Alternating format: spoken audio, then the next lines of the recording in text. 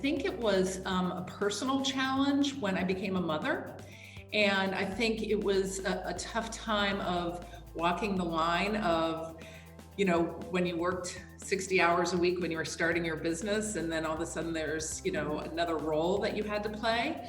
And I think it hit home. And when I took my 4-year-old to a Mother's Day, and they were supposed to write something about your mother, and all these were on the walls, and mine was, my mother works all the time. She works at 550 Water Street, and she is either on the phone or on the computer.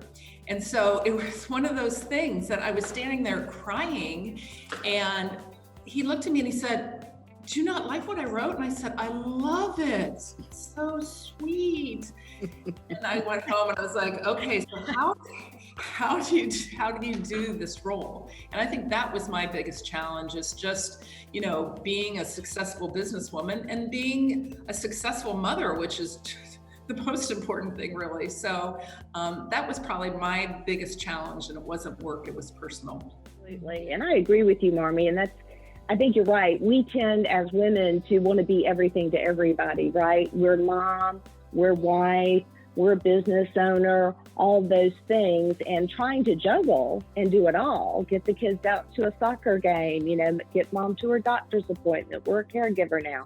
It's always been a challenge. You don't see men really having to do that. They're just a breadwinner, and they run the company, and then they get to come home. But for us, it's real personal, right?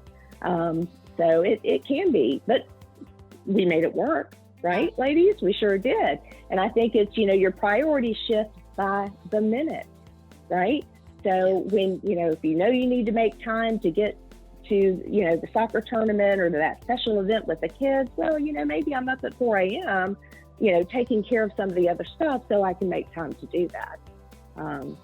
But I think that was my greatest challenge.